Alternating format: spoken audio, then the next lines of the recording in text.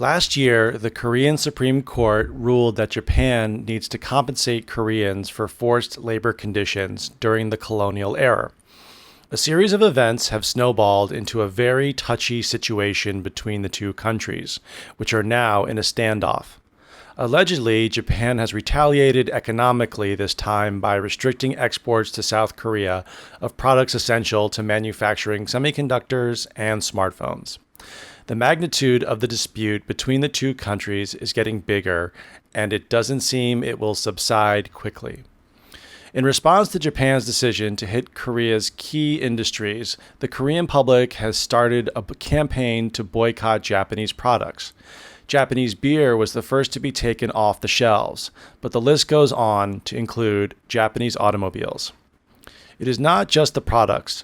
The Boycott Japan campaign argues against visiting Japan for sightseeing, as Koreans take up a big portion of travelers visiting Japan. Many supporters of the campaign expect it will be a blow to the Japanese economy. Bearing testimony to Koreans' determination, according to Hana Tour, Korea's largest tourism agency, the number of reservations for Japan tours have been cut in half recently compared to the same time last year. While there are skeptics about the boycott, about 2/3 of Koreans are supporting it.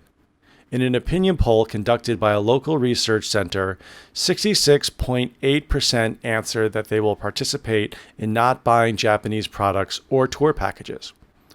The history of the conflict between Korea and Japan goes way back. But this time, it doesn't seem it will end anytime soon, as it involves not just disputes over historical facts, but also companies, industries, and politics. A boycott of Japanese products will just make the situation worse. The two nations' economies are closely interconnected. Both countries need bilateral talks to resolve the situation fairly and quickly. So first, we're talking about the boycott. Boycott means you don't buy something, you don't visit somewhere, or for example, let's say a restaurant gives you bad service, you won't go back. You're boycotting the place. And I said both of the economies are interconnected. So if you're interconnected, it means that you rely heavily on each other. So we're kind of in the situation of Korea and Japan, tourism is interconnected. Koreans go visit Japan and vice versa, Japanese visit Korea. So we say it's interconnected. And then I said both countries need bilateral talks. So if something's bilateral, it includes two parties. So Korea and Japan, if they have talks, negotiations, it's bilateral. But if China steps in, it would be trilateral, three-party talks. High-level talks need to take place to resolve the conflict quickly before things escalate even more. Japan and Korea rely heavily on each other, and this boycott will wind up hurting both sides in the long run. So I said high-level talks. That means when we talk about high-level talks, usually government or heads of businesses will have talks and negotiations. And then I said we need to resolve this conflict quickly before things escalate. So if they escalate, they're getting worse. The situation is getting more serious. So it's starting off small and getting bigger and bigger and bigger. That's when things escalate. Cherry-picking products to boycott will have little effect on the larger Japanese economy. Participating in this type of behavior will deepen the divide between Japan and Korea. So I said, first, cherry-picking products. So to cherry-pick means you want to just choose products that are going to help you or kind of benefit you for your argument. So, for example, there was a guy, his name was Ansel Keys. He was a scientist, and he was the one who said that carbohydrates, bread, and sugar are healthy for you, and meat and fat are not. And he did a 7-country study. The problem is he actually did a 22-country study, but he cherry-picked 7 countries where they eat more bread and they're more healthier. But even in those countries, he even further cherry-picked other factors that helped his argument. So he would be able to publish his paper and do bad science. So if you're going to cherry-pick products, you're going to say, all right, I'm not going to drink beer from Japan. I'm not going to buy Kikkoman soy sauce. But if you were really going to boycott Japanese products, you would take your smartphone and a hammer and smash it. And you would smash your TV because the gas inside there is from Japan. So you're not necessarily boycotting everything made in Japan. You're only choosing what you want to boycott. And then finally, I said that this behavior will deepen the divide between Japan and Korea. So we either deepen a divide or widen a divide. A divide is kind of meaning that you are you're separated, you're not close, you're emotionally kind of disconnected and getting further away from each other, which is not good. All right, next.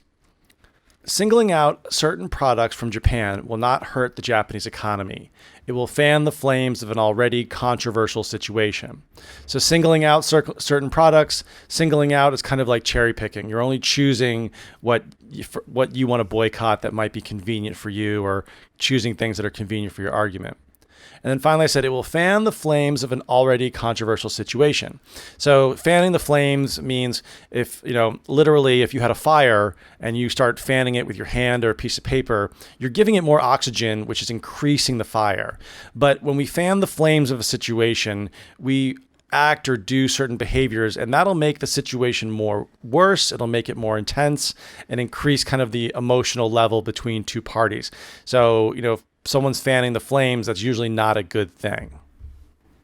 Focusing on mass participation and the duration of the boycott is important if it is to have any effect against Japan. So I said focusing on mass participation and the duration. So mass participation means a lot of people have to do it in order for it to work.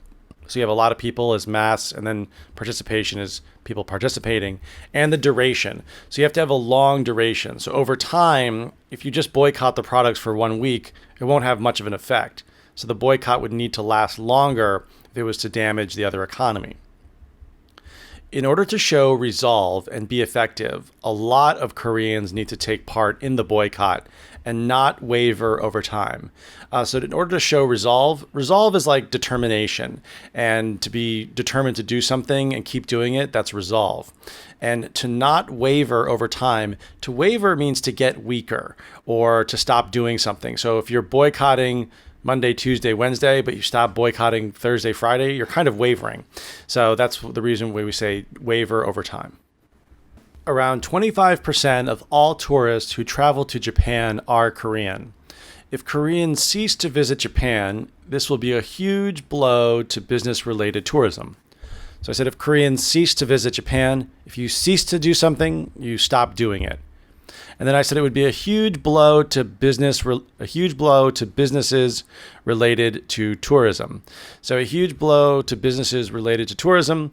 A huge blow means when we talk about money, a blow is a hit. So if you're watching a boxing match, someone's get like a punch, that's a blow to the head, or you can get hit in the head with like a bat or a weapon. But a blow, when we talk about to something financial, means you will suffer a lot financially. So if 25% of tourists are Koreans, they don't go to Japan, Japan loses 25% of that revenue. That's a big blow to the businesses related to tourism, such as hotels, restaurants, transportation, and other tourist sites like the aquariums and Universal Studios. Industries that depend on tourists in Japan will be hit hard by the boycott, as 1/4 of their income comes from Korean tourists. So I said Japan will be hit hard by the boycott. Again, if you're hit hard by something financially, it's the same as blow. It's you're losing a lot of money when something hits you hard. Thanks, guys. Don't forget to follow me on Instagram at MATTSSAM. Also, the Konglish Killer book is on Reedy Books. The modern slang book that I wrote, it's only in English, but it's still free if you want to download it for your Kindle on Amazon.com. Thanks, guys, for downloading, and we'll talk to you soon. Bye-bye.